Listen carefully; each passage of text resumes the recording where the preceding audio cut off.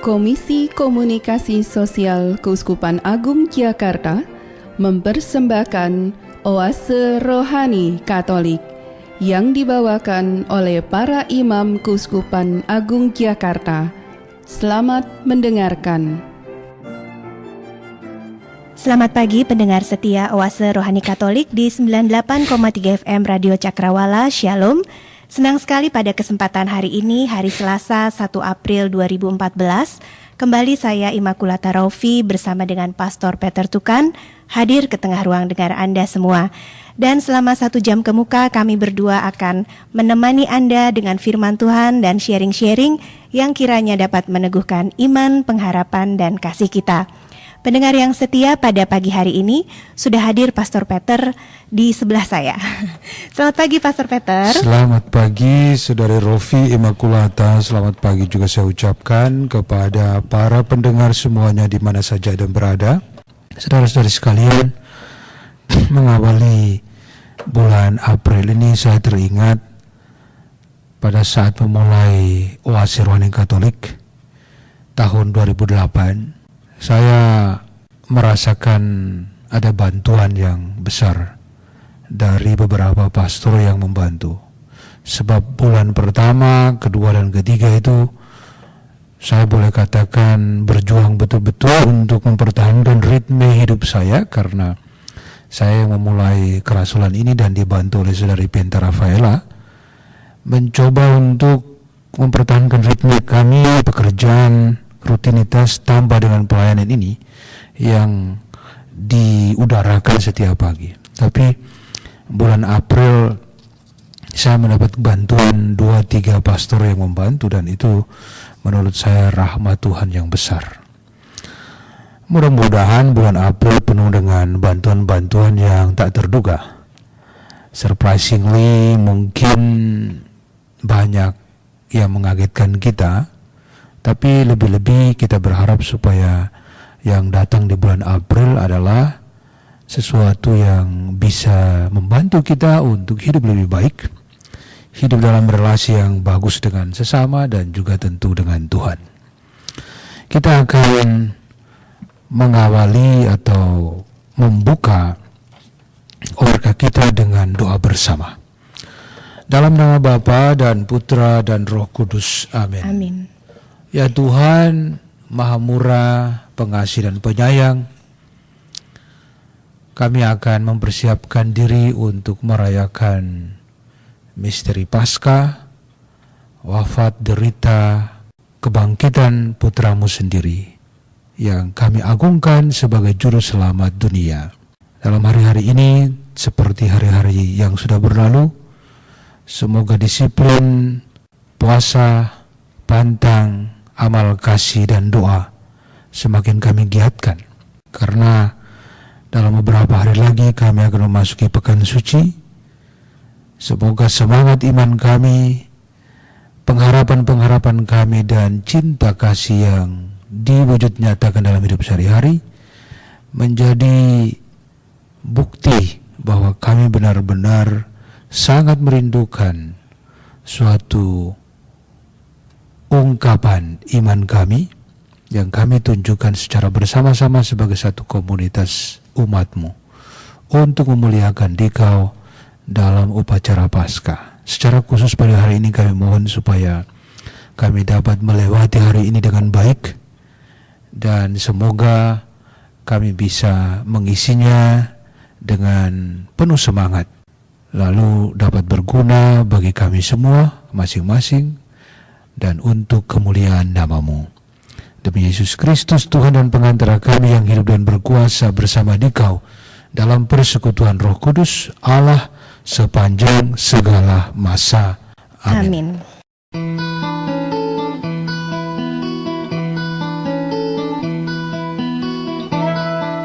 Perbincangan Rohani Injil hari ini.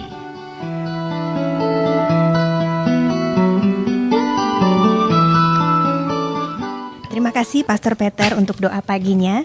Pendengar yang terkasih, pada pagi hari ini kita akan mendengarkan bacaan-bacaan sesuai dengan kalender Gereja Katolik. Bacaan yang pertama diambil dari Nubuat Yehezkiel bab 47 ayat 1 sampai dengan 9, dilanjutkan dengan ayat ke-12. Dan bacaan Injil pada pagi hari ini diambil dari Injil Yesus Kristus menurut Yohanes, bab 5 ayat 1 sampai dengan 16. Seperti biasa saya akan membacakan bagi kita semua bacaan yang pertama.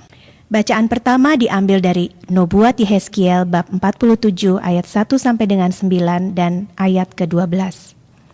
Kata Nabi, seorang malaikat membawa aku ke pintu bait suci, dan sungguh ada air keluar dari bawah ambang pintu bait suci dan mengalir menuju ke timur, sebab bait suci juga menghadap ke timur.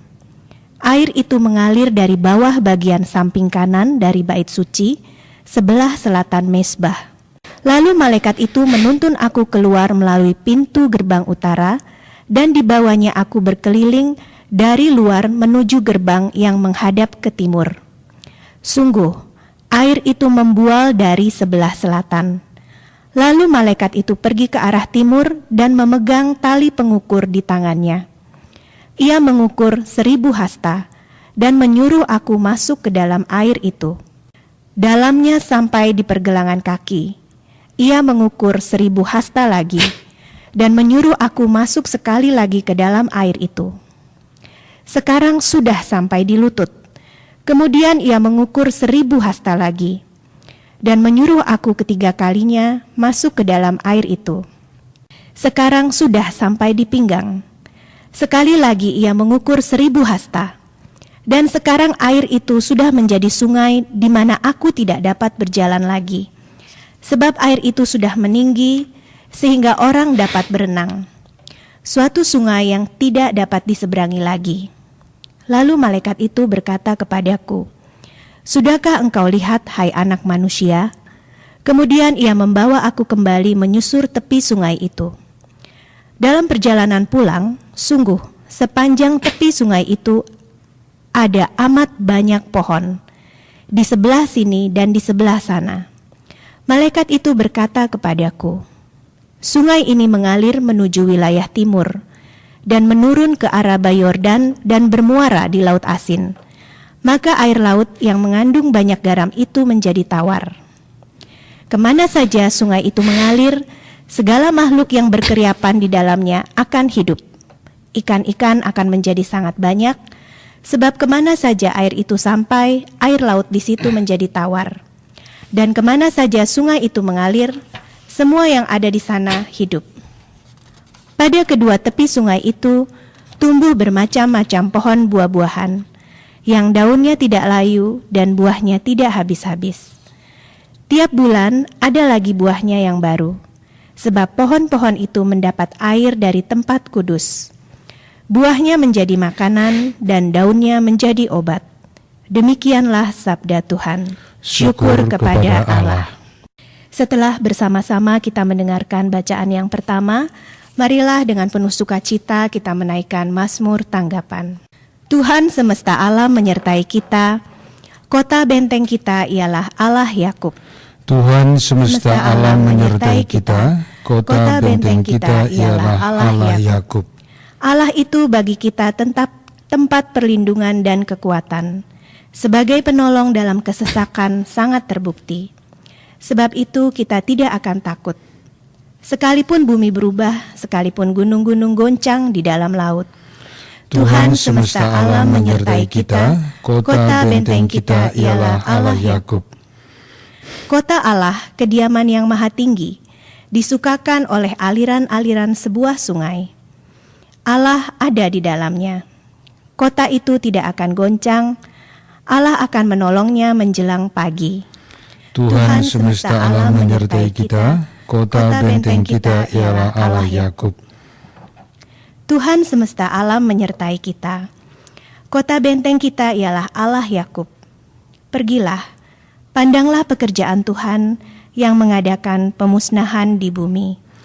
Tuhan semesta alam menyertai kita, kota benteng kita ialah Allah Yakub. Tuhan sertamu. Dan sertamu juga. Inilah Injil Tuhan kita Yesus Kristus menurut Santo Yohanes. Terpujilah Dimuliakanlah Tuhan. Pada hari raya orang Yahudi, Yesus berangkat ke Yerusalem. Di Yerusalem dekat pintu gerbang domba, ada sebuah kolam yang dalam bahasa Ibrani disebut Bethesda. Serambinya ada 5, dan di serambi-serambi itu berbaring sejumlah besar orang sakit, orang-orang buta, orang-orang timpang, dan orang-orang lumpuh yang menantikan goncangan air kolam itu. Sebab sewaktu-waktu turun malaikat Tuhan ke kolam itu dan menggoncangkan air itu. Barang siapa yang terdahulu masuk ke dalamnya sesudah goncangan air itu menjadi sembuh, apapun juga penyakitnya. Ada di situ seorang yang sudah 38 tahun lamanya sakit. Ketika Yesus melihat orang itu terbaring di sana, dan karena ia tahu bahwa ia telah lama dalam keadaan itu, berkatalah ia kepadanya, "Maukah engkau sembuh?" Jawab orang sakit itu kepadanya, "Tuhan, tidak ada orang yang menurunkan aku ke dalam kolam itu apabila airnya mulai goncang. Dan sementara aku sendiri menuju kolam itu, orang lain sudah turun mendahului aku." Kata Yesus kepadanya, "Bangunlah, angkatlah tilammu dan berjalanlah." Dan pada saat itu juga sembuhlah orang itu. Lalu ia mengangkat tilamnya dan berjalan. Tetapi hari itu hari Sabat. Karena itu orang Yahudi berkata kepada orang-orang yang baru sembuh itu, "Hari ini hari Sabat, dan tidak boleh engkau memikul tilammu." Akan tetapi ia menjawab mereka, "Orang yang telah menyembuhkan aku, dia yang mengatakan kepadaku, angkatlah tilammu dan berjalanlah." Mereka bertanya kepadanya, "Siapakah orang itu yang berkata kepadamu, angkatlah tilammu dan berjalanlah?" Tetapi orang yang baru sembuh itu tidak tahu siapa orang itu, sebab Yesus telah menghilang ke tengah-tengah orang banyak di tempat itu. Kemudian ketika bertemu dengan murid Allah, Yesus lalu berkata kepadanya, "Engkau telah sembuh. Jangan berbuat dosa lagi, supaya padamu jangan terjadi yang lebih buruk." Orang itu keluar lalu menceritakan kepada orang-orang Yahudi bahwa Yesuslah yang telah menyembuhkan dia. Dan karena itu orang-orang Yahudi berusaha menganiaya Yesus karena ia melakukan hal-hal itu pada hari Sabat. Demikianlah Injil Tuhan. Terpujilah Kristus. Terima kasih Pastor Peter untuk bacaan Injil yang baru kita dengarkan bersama. Pastor, kita akan memulai perbincangan rohani kita pada pagi hari ini. Seperti biasa Pastor, apakah yang hendak diwartakan dalam bacaan pertama kita pada hari ini Pastor? Perikop bacaan pertama ini berbicara tentang sungai yang keluar dari bait suci. Dalam tulisan ini Nabi Yeskel menceritakan tentang dirinya sendiri. Jadi ini kalau kita bandingkan dengan buku-buku di zaman kita, itu kalau menceritakan diri sendiri itu autobiografi. Tapi ini bukan autobiografi Yeskel. Yeskel tidak menulis tentang sejarah hidupnya, tapi dia menulis tentang pengalaman rohaninya. Jadi kalau Anda mungkin membaca buku-buku yang menyangkut cerita pengalaman rohani, yaitu orang menceritakan dirinya sendiri yang disentuh oleh Tuhan atau mengalami kehadiran Tuhan, kebesarannya, campur tangan Tuhan. Dan ini yang diceritakan oleh Nabi Yeskel tentang bagaimana ia mempunyai penglihatan dan dia dibawa oleh malaikat utusan Tuhan.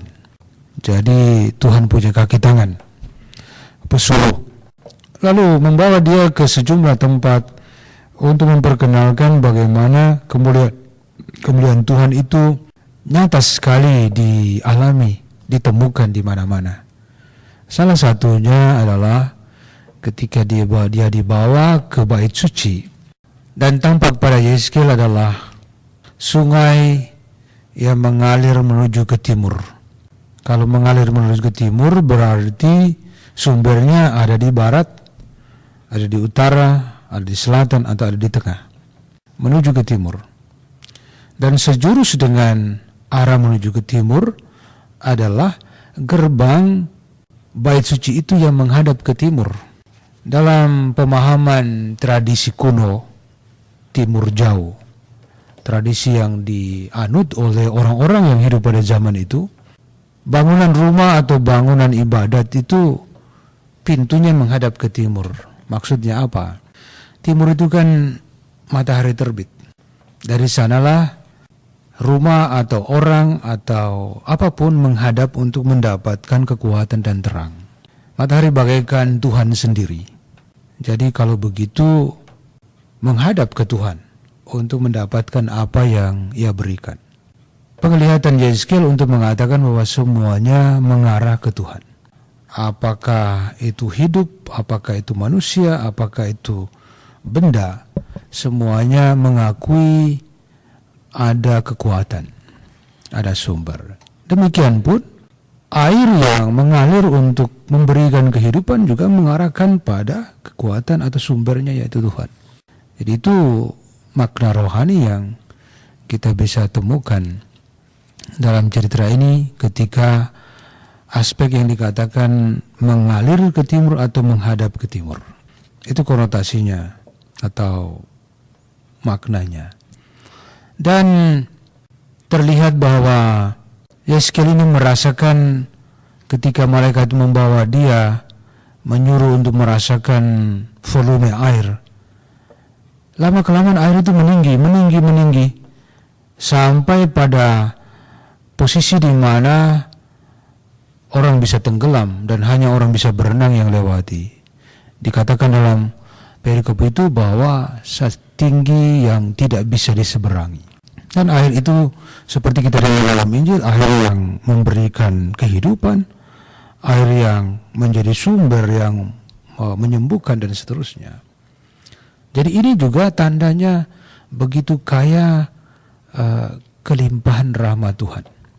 Begitu kaya, begitu kuatnya Tuhan berkarya.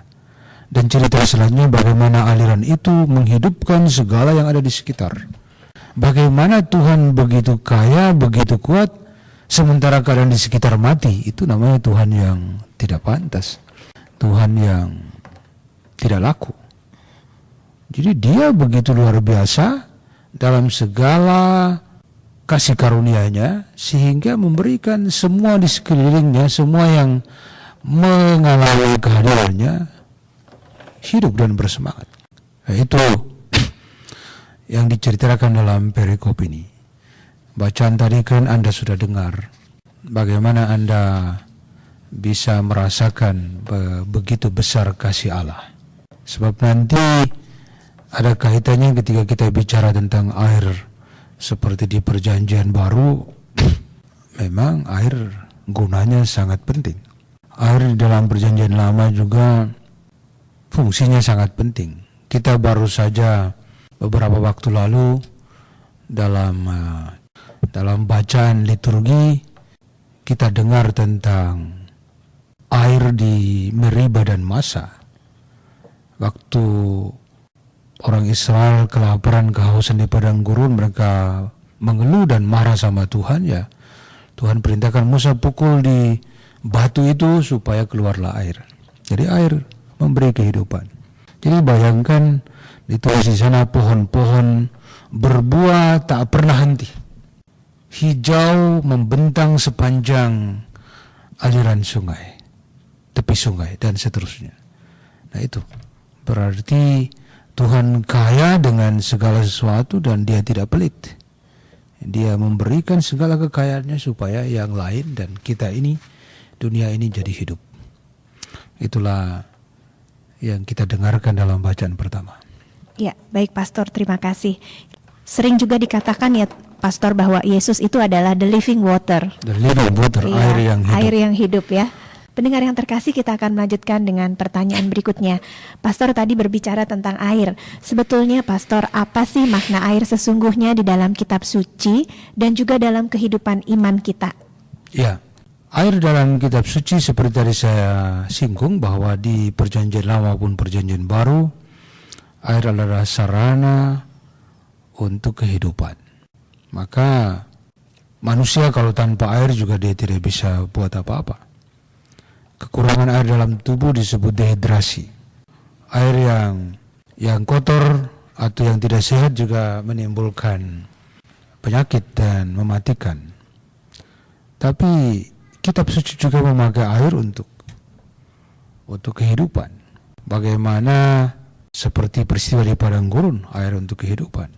Bagaimana air untuk pembaptisan, air untuk mencukupi segala sesuatu untuk lingkungan hidup. Makna air yang sesungguhnya dalam kitab suci adalah suatu kehidupan itu sendiri. Itu makna yang paling utama. Sampai-sampai Yesus mengatakan bahwa dia adalah the living water, air hidup. Air yang memberi kekuatan kehidupan. Lalu makna yang lain adalah kesembuhan. Jadi memang selalu dilihat bahwa apalagi air yang dipakai untuk menyucikan atau membersihkan atau menyembuhkan, itu berarti yang kotor dihilangkan. Pembaptisan suatu kesembuhan juga, kesembuhan rohani. Terkait dengan kesembuhan juga tentang penyucian atau pencucian, pembersihan, menghilangkan yang kotor, dan memang ini juga dipakai lebih-lebih dalam liturgi pembaptisan atau dalam devosi-devosi yang memakai air suci untuk percikan dan seterusnya. Jadi kalau kitab suci menurut tradisi itu melihat air atau mencatat bahwa air itu sangat penting, berguna, apakah itu untuk kehidupan, untuk kesuburan, untuk pemurnian atau pencucian dan penghapusan dosa, untuk kesembuhan, maka Tuhan punya alasan untuk menaruh dirinya dan memberi dia simbol sebagai air. Saya bisa membayangkan kalau di gereja-gereja Katolik tiba-tiba ditiadakan air suci misalnya, dan orang pasti merasa ada sesuatu yang kurang. Atau dalam liturgi baptis akan datang suatu kebiasaan praktek di mana tidak pakai air. Nah, itu sudah akan terasa begitu aneh, begitu tidak cocok dengan yang kita imani. Jadi benar-benar Tuhan menggunakan itu. Oase rohani Katolik ini kita sebut, atau pelayan rohani kita sebut oase. Oase itu berarti air di tengah kekeringan, di tengah gurun, yang bisa memberikan kesegaran. Jadi betul tadi saya katakan sebagai kehidupan, sebagai yang memberikan rasa puas dan kesembuhan. Tuhan mengidentifikasi diri sebagai air hidup supaya di tengah kekeringan, kehausan dunia di mana pengaruh dunia dan pengaruh masyarakat, kehidupan hari-hari yang begitu besar membuat hati ini menjadi kering, tandus dan gersang. Lalu Tuhan datang sebagai air hidup. Nah, itulah kitab suci banyak memberi kesaksian tentang air menjadi pengharapan. Beberapa waktu lalu kita dengar Injil tentang perjumpaan Yesus dengan wanita Samaria di sumur Yakub. Dan Yesus memperkenalkan diri sebagai air hidup. Yang meminum darinya tidak akan haus lagi. Itu coba bayangkan, kalau air itu air kehidupan, itu sesungguhnya merupakan sesuatu yang sangat berarti. Apalagi Tuhan mau menjadikan dirinya seperti itu. Nah, itulah makna yang sangat penting yang kita dapatkan dari kitab suci tentang air ini. Baik Pastor, terima kasih untuk penjelasan dan permenungan Pastor bagi kita semua. Pendengar yang terkasih, sebelum kita melanjutkan pada sesi berikutnya, marilah saat ini kita heningkan hati kita sejenak untuk bersama-sama berdoa malaikat Tuhan.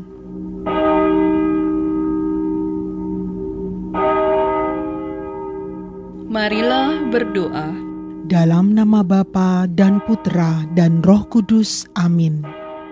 Maria diberi kabar oleh malaikat Tuhan bahwa ia akan mengandung dari Roh Kudus.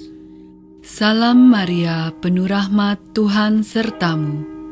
Terpujilah engkau di antara wanita, dan terpujilah buah tubuhmu, Yesus. Santa Maria, Bunda Allah, doakanlah kami yang berdosa ini, sekarang dan waktu kami mati. Amin.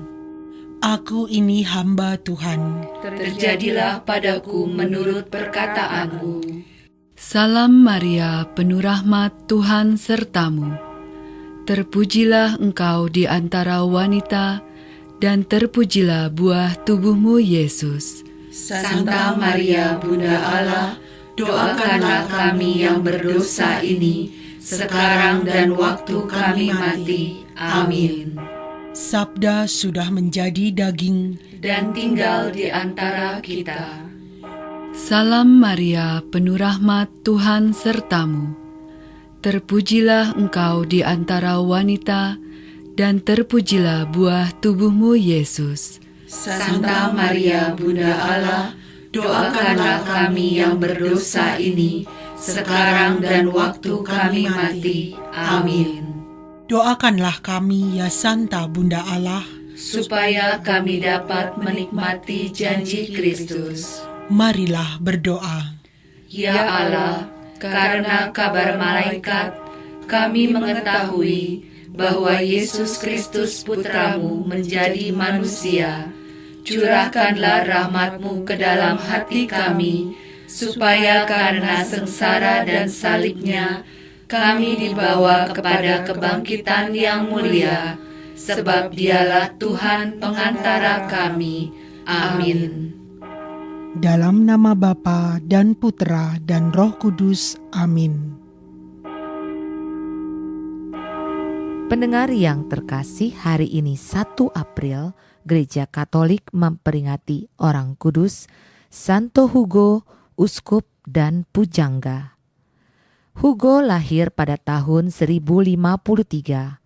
Dalam usia 27 tahun, ia diangkat menjadi uskup Grenoble, Prancis pada tahun 1080.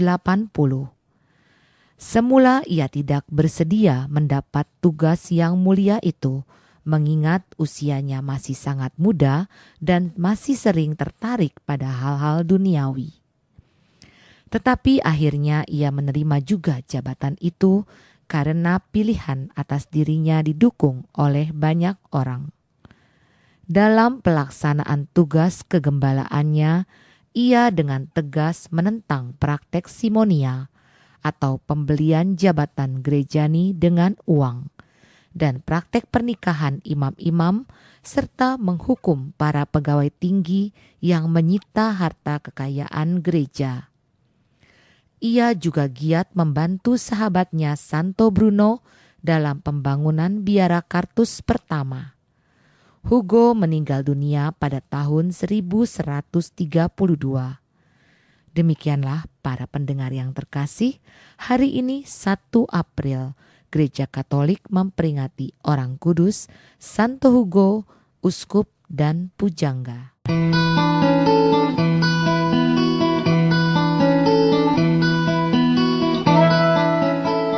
Dialog Iman Katolik.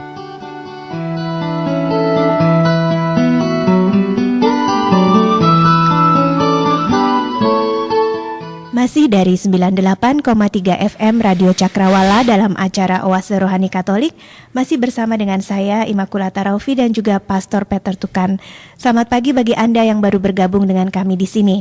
Dan saat ini kita akan melanjutkan dengan sesi kedua, yaitu Dialog Iman. Namun demikian kita masih mau melanjutkan, masih ada pertanyaan Pastor seputar bacaan yang pertama tadi. Oh, salah Pastor, maksudnya bacaan Injil. Sekarang kita sudah melangkah ke bacaan Injil. Pastor, tadi dalam bacaan Injil diceritakan tentang seorang yang sudah 38 tahun lamanya sakit, berbaring di sana dan dia mau disembuhkan. Dalam beberapa peristiwa penyembuhan tadi, seperti dalam bacaan itu, Yesus menegur orang yang baru sembuh untuk tidak berbuat dosa lagi. Karena kalau tidak, akan ada sesuatu yang lebih jelek yang akan menimpanya. Maksudnya apa ini, Pastor? Maksudnya bahwa dia harus nurut pada Yesus. Dia tidak boleh keras kepala. Dia tidak boleh ikut-ikutan dengan orang Farisi.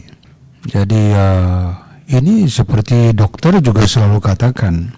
Itu kan Rofi kan bisa alami, dokter mengatakan, Rofi jangan makan banyak nanti kegendutan.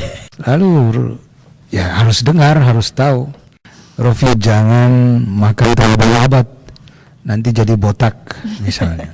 Ini hanya main-main karena ini tanggal 1, kita perlu isi dengan main-main juga. Saudara-saudari, pastor di studio mengharapkan supaya paling tidak ada satu bohong-bohongan hari ini yang Anda lakukan. April Mop ya, Pastor ya. Main bohong-bohongan sama suami, sama istri, sama anak untuk dalam kaitan dengan main-main. Jangan bohongan yang benar. Sebab bohongan yang benar itu bisa celaka benar. Kalau terus melakukan kebiasaan melakukan dosa, lalu itu mati. Anak itu mencuri sudah 3 kali, ditegur, diberi sanksi atau diberi peringatan oleh orang tua, dia tidak mau dengar. Dia lari dan dia tetap. Mungkin mati bukan berarti fisiknya mati, tetapi dia mati nuraninya, mati kepekaan perasaannya bahwa mencuri adalah dosa. Ya seperti orang korupsi 5.000, kecil sekali, 10 saja, terlalu kecil, terus naik. Ya kalau tidak ditangkap dan diadili, dia mati hati nurani. Ada orang yang mati rasa malunya tidak? Ada, banyak, Pastor. Banyak. Bahkan dibuat bagaimanapun tidak malu, terang-terangan untuk berbuat dosa. Tapi Yesus mengatakan selalu mati karena rohani tapi mati fisik. Maka seperti tadi saya bercanda dengan Rofi bahwa dokter katakan itu, ya ikuti. Nanti suatu ketika sedang terbaring lemah mau mati baru rasa dulu harus ikuti dokter. Kalau tidak, nah kenyataannya ialah bahwa Yesus tahu orang yang sakit 38 tahun itu dia juga pendosa. Ia sungguh membutuhkan kesembuhan baik mental maupun fisiknya.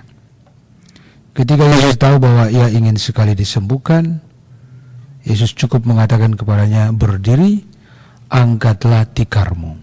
Masakan angkat tikar saja orang Yahudi anggap bahwa itu sudah dosa, melanggar. Tikar seberat apa tikar itu? Tikar kan mungkin dari anyaman atau apa. Mungkin seberat pakaian yang dipakai atau selimut. Tapi itulah orang Yahudi suka bikin macam-macam supaya membuat mereka penting, bukan kehidupan itu yang penting, mereka yang penting.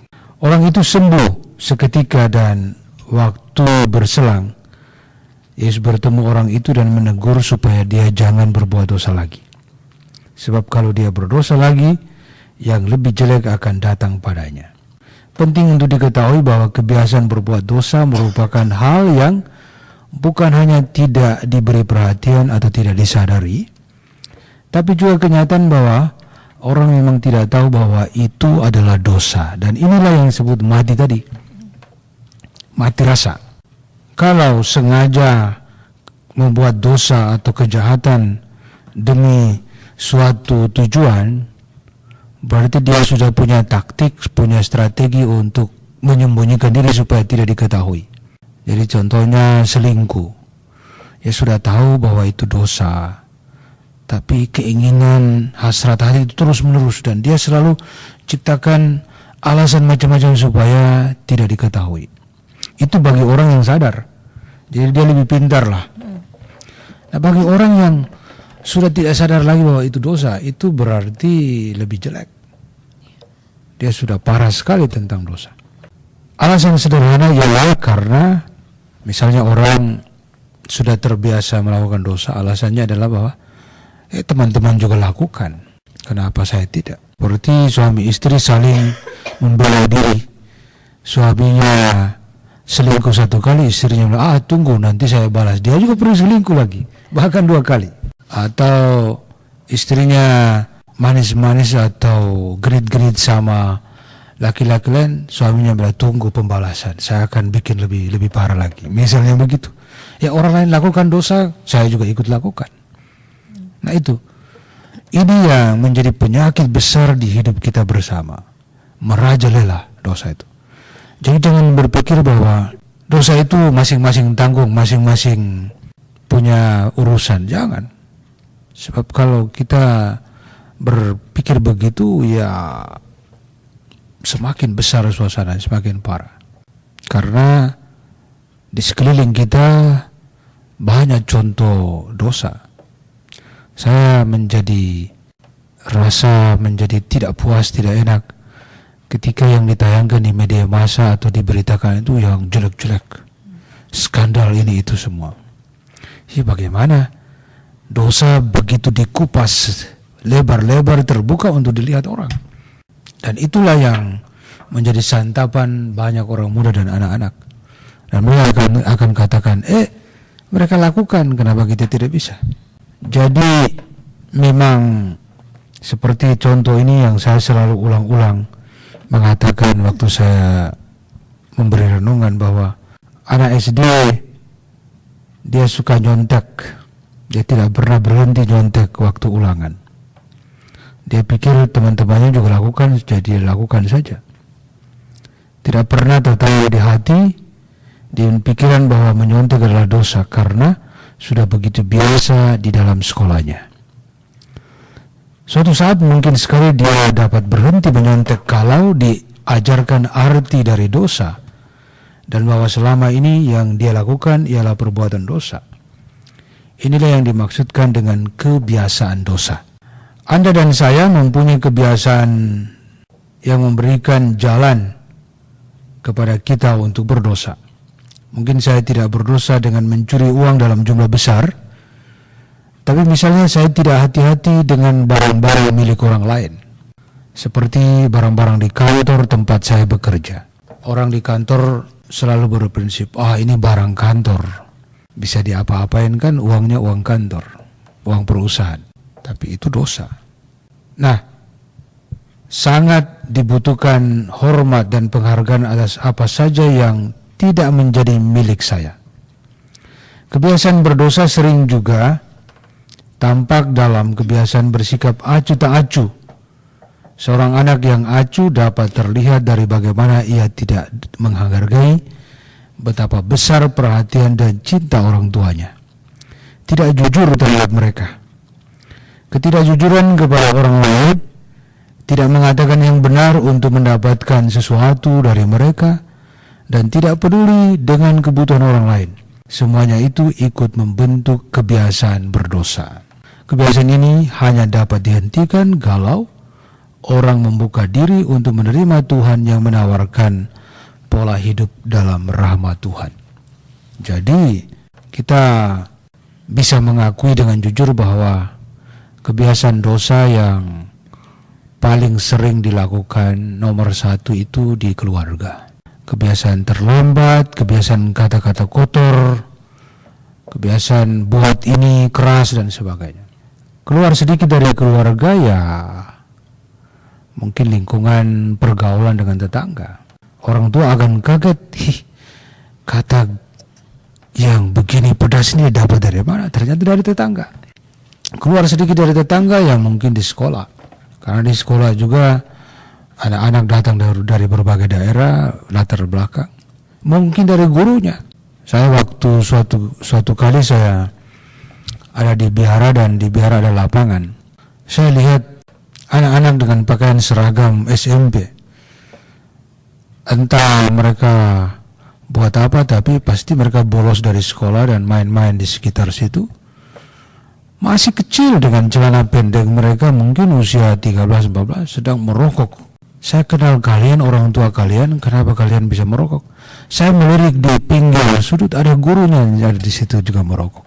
Ini hanya sebuah contoh bahwa memang kekeliruan, kesalahan, atau sikap buruk yang ada di sini, di hidup ini memang ada di mana-mana dan bahkan dilakukan oleh orang yang harusnya mengarahkan hidup anak muda ke hidup yang lebih baik.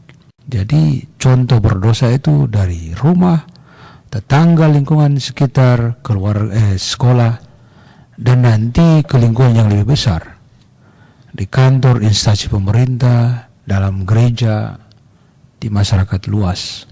Banyak kali kita berlalu dengan kendaraan atau kita jalan di jalan. Bagaimana orang yang dalam mobil turunkan kaca mobil lalu keluarkan ludah, jadi langsung jatuh ke aspal atau semen. Lalu kita mau bilang bagaimana? Itu sudah biasa. Atau buang plastik, buang kotoran. Mesti didenda tuh pasti. Kalau dosa seperti ini, dosa yang sudah terbuka seperti ini, cara untuk mengatasinya ya harus mulai koreksi dari dasar, dari keluarga, ke tetangga, melebar ke lingkungan yang lebih luas. Tapi kalau tidak, ya seperti Rofi katakan, ada aturan-aturan yang kuat untuk diterapkan supaya orang jadi gerah. Nah, itu sudah menjadi pendekatan hukum, sanksi yang diterapkan. Saya hanya ingin mengatakan bahwa kita belajar dari kesalahan. Seperti Yesus peringatkan orang itu jangan berbuat dosa lagi karena akibat dari dosa adalah mati. Jadi memang mesti kita teliti betul atau cermati betul dalam hidup, di mana jangan-jangan kita menjadi budak atau hamba dosa. Dosa jauh lebih kuat daripada kita, itu bahaya luar biasa. Ya, baik Pastor. Semoga permenungan pada hari ini bisa membuat kita semua bertobat ya Pastor ya. Bisa menjadi lebih baik dan hati nuraninya juga tetap peka. Baik Pastor, kita akan lanjut dengan pertanyaan berikutnya. Sepertinya sakit fisik itu lebih mudah disembuhkan ya Pastor. Tetapi bagaimana dengan sakit mental dan rohani? Mungkin banyak dari kita tidak mengalami sakit fisik seperti orang sakit yang dikisahkan dalam Injil tadi. Kalimat yang saya ungkapkan ini juga mungkin relatif. Karena orang mungkin terlihat wajahnya ceria, kulitnya mulus di tubuh atau di tangan, di kaki, tapi belum tentu di tubuhnya yang lain. Orang yang buat tato itu kan dia lubangi tubuhnya, jadi sakit juga. Memang yang dikatakan itu sakit fisik dan sakit mental. Jadi Yesus juga menghadapi orang sakit dengan dua jenis sakit ini. Yang dikisahkan dalam Injil tadi itu justru sesuatu yang lebih dalam yang saya mau renungkan, yaitu sikap acuh terhadap dosa sering dilakukan oleh kita. Sikap acuh terhadap dosa akan mencegah kita untuk bertumbuh dalam kehidupan rohani. Acuh itu masa bodoh, tidak mau peduli, dan pasif. Hanya kuasa Yesus yang dapat menyembuhkan sakit orang lumpuh itu. Demikian juga hanya kuasa Yesus yang dapat menyembuhkan sikap acuh Anda dan saya. Rofi, kalau Anda perhatikan, pada diri sendiri yang ada sakit pun kita sering acuh. Ya mungkin karena sibuk, mungkin karena terlalu penuh dengan urusan melayani orang lain. Sakit sendiri pun tidak terlalu dihiraukan. Nah, itu sikap acuh juga. Apalagi nanti acuh terhadap sakit orang lain, itu juga parah. Ya, saya berikan contoh. Anda punya alergi untuk batuk, pilek atau kedinginan. Tapi karena semangat bekerja, bagaimanapun debu kamu tidak terlalu perhatikan, ya kamu sangat acuh terhadap dirimu sendiri. Akibatnya tentu sudah tahu. Tentu acuh terhadap orang lain juga menjadi parah. Dan contoh dari orang sakit itu betul-betul menunjukkan keacuhan orang-orang di sekitar terhadap penderitaan selama 38 tahun. Hanya Yesus yang punya hati, yang punya gerak simpati yang begitu kuat. Saya misa di salah satu sekolah SD Begitu saya masuk ke ruang aula gitu, semua sibuk, guru-guru ada yang siapkan kor anak-anak dan sebagainya. Mungkin lupa atau apa, di altar itu tidak ada salib, juga lilin masih mati. Dan misa sudah mulai, tapi guru-guru entah sibuk bagaimana. Lalu anak perempuan, anak kelas 6 SD, dia tahu begitu, dia langsung pergi beritahu guru, taruh salib, dan dia nyalakan lilinnya. Lalu saya merasa, wah, berarti anak ini lebih care, lebih peduli dengan suasana. Ternyata ketika saya berkenalan, ibunya cerita bahwa dia juga di rumah itu sangat care. Dia care tentang papanya yang tidak teratur naruh handuk, entah di mana. Dia care tentang mamanya yang terlalu banyak bersolek atau apa. Dia care. Nah, ini adalah satu contoh bagaimana bisa mengingatkan kita bahwa mengatasi acu ini adalah orang yang care, yang penuh kepekaan dan kepedulian. Jadi berarti anak kecil ini dia menghidupi apa yang dimiliki atau dilakukan oleh Yesus. Kita banyak berdoa juga atau banyak menggunakan kedekatan satu sama lain untuk mengobati dan menghilangkan sikap acuh ini. Sikap acuh ini kalau nanti berkaitan dengan iman kita itu akan berbahaya. Sebab nanti kita juga tidak kenal diri, tidak tahu diri. Karena kita acuh. Jadi mesti selalu mengandalkan Yesus untuk mengatasi kelemahan kita. Sikap manusia yang acuh sering terungkap dalam pendirian bahwa dosa itu sudah begitu umum, yang dilakukan oleh siapa saja. Di sini dapat dikuatkan lagi dengan nurani orang yang tidak tajam untuk menyatakan sesuatu yang jahat atau menyeleweng dari dosa sebagai dosa. Orang juga bisa saja menganggap bahwa dosa bukan barang penting yang diperhatikan, karena ada begitu banyak hal penting yang harus dilakukan. Ada lain yang beranggapan bahwa di masa muda dengan begitu banyak kesempatan, maka harus diisi dengan berbagai kemungkinan untuk menjadi hebat, termasuk melacurkan jiwa dengan apa saja yang berlawanan dengan jalan Tuhan. Sedangkan untuk urusan membersihkan diri dari dosa, urusan belakangan, yaitu setelah pensiun atau sudah masa tua. Selama masa muda atau masih kuat, sikap acuh begitu kuat. Semua bentuk pola pikir tentang dosa dan bagaimana menyikapinya ini adalah ciri-ciri sakit secara rohani. Ada tidak tahu bahwa acuh itu juga sombong. Jadi berarti siapa lu? Siapa kau? Ya toh? Jadi orang tidak mau peduli. Karena sikap acuh ini berakibat membawa orang pada dosa, dan bahwa dosa itu serius, hendaknya kita menggantikan sikap acuh ini dengan sikap waspada, penuh perhatian, kesadaran dalam pertumbuhan diri, baik jasmani maupun rohani. Ya, baik Pastor. Semoga pada pagi hari ini, pendengar setia yang mendengarkan renungan dari Pastor Peter dapat mengubah sikap acuh pada dosa menjadi care, peduli, dan waspada ya Pastor, supaya tidak terjangkit sakit rohani tadi. Baik Pastor, apa sesungguhnya yang menarik dari dosa sehingga orang punya kebiasaan untuk berdosa meskipun sudah ada tindakan tegas terhadapnya? Yang namanya dosa pasti bukan sesuatu yang baik dan menyenangkan hati. Yang mencintai kejahatan hanyalah setan. Karena itu hidupnya. Kalau di dalam hidup setan itu semuanya baik, ya dia jangan jadi setan. Jadi malaikat ya Pastor. Malaikat. Jadi memang itu kerja di hidupnya memang begitu. Dan orang-orang yang suka akan dosa lalu berusaha selama hidup untuk mengembangkan kejahatan, mereka itu berkolaborasi dengan setan. Atau memang setan sendiri. Jadi orang bilang setan berwajah manusia, ya memang dia setan. Seperti itu. Karena setan itu makhluk yang sangat pintar, melampaui semua kemampuan manusia, maka ia dapat menyediakan kesempatan dan pengaruh yang nampak pada manusia begitu indah, menarik, menawan, menjanjikan. Kalau setan diminta untuk buat iklan, dia nomor satu. Sebab tujuannya untuk membohongi orang. Tapi kita orang beriman kan sering buat iklan. Kalau iklan ini mau hanya membohongi, ya lebih baik jadi setan daripada orang beriman. Tapi ini urusan pasar, urusan komersial. Hanya saya mau katakan bahwa memang pengaruh setan itu pengaruh yang indah. Dia membohongi orang dengan tampak luar yang indah, tapi ternyata ketika memenangi orang, hidup orang menjadi kacau.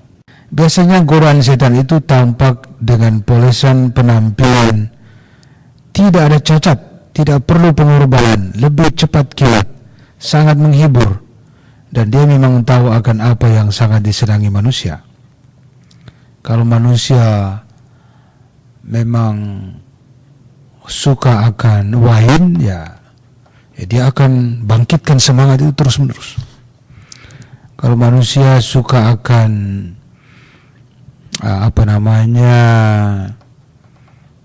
nafsu seksual, dia akan bangkitkan semangat itu terus. Kalau manusia suka akan uang, dia akan masuk ke dalam diri wanita itu.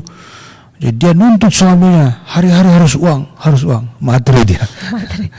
Dan seterusnya. Dia bangkitkan terus. Setan itu pintar. Lalu karena Tuhan memang menghargai kebebasan manusia untuk bertindak dengan kemampuan yang kodrati, dan kenyataan bahwa manusia itu bukan roh tetapi daging yang juga lemah, semua ini memungkinkan manusia dapat kembali terus-menerus kepada dosa yang telah dilakukan, bahkan melakukan dosa yang belum pernah ia lakukan. Apakah di dunia ada orang yang bisa bebas dari dosa? Tidak mungkin. Dasarnya ialah kejatuhan manusia pertama ke dalam dosa yang berakibat total kepada kita semua yang niscaya tergoda jatuh dalam dosa. Orang kudus seperti Ibu Teresa dari Kalkuta ketika masih hidup mengakui sendiri bahwa banyak kali hidupnya berada dalam keterasingan dari Tuhan. Hidup terasa dalam kekosongan, dan itu berarti dalam situasi penuh godaan untuk berdosa. Hendaknya membuang anggapan bahwa orang yang dekat dengan Tuhan dan hatinya bersih itu senantiasa luput dari godaan setan. Justru bisa sebaliknya, setan yang suka memburu orang suci dan murni. Jadi pikir berarti Pastor Peter ini suka dikejar-kejar setan. Benar. Pikir Rufi itu bicara manis, semua ikuti dari kitab suci, jangan pikir bahwa setan tidak ganggu dia. Ada selalu. Jadi kita semua waspada, karena kalau kita terpeleset sedikit, setan memakai kelemahan kita untuk jatuh. Baik Pastor, terima kasih Pastor untuk permenungan dan juga sharing iman dari Pastor yang pada pagi hari ini mengkoreksi sikap-sikap kita. Pendengar yang terkasih, tanpa terasa waktu terus berlalu, dan saat ini saatnya saya dan juga Pastor Peter Tukan harus undur diri dari tengah ruang dengar Anda sekalian. Kita akan jumpa lagi di masa yang akan datang, dan sebelum kita mengakhiri perjumpaan kita pada pagi hari ini, marilah kita mohon berkat Tuhan melalui Pastor. Tuhan sertamu dan sertamu juga. Semoga saudari-saudara sekalian, para pendengar setia di mana saja, diberkati oleh Allah yang Maha Kuasa, Bapa dan Putra dan Roh Kudus. Amin. Demikianlah Oase Rohani Katolik yang dipersembahkan oleh Komisi Komunikasi Sosial Keuskupan Agung Jakarta yang dibawakan oleh para imam Keuskupan Agung Jakarta. Tuhan memberkati.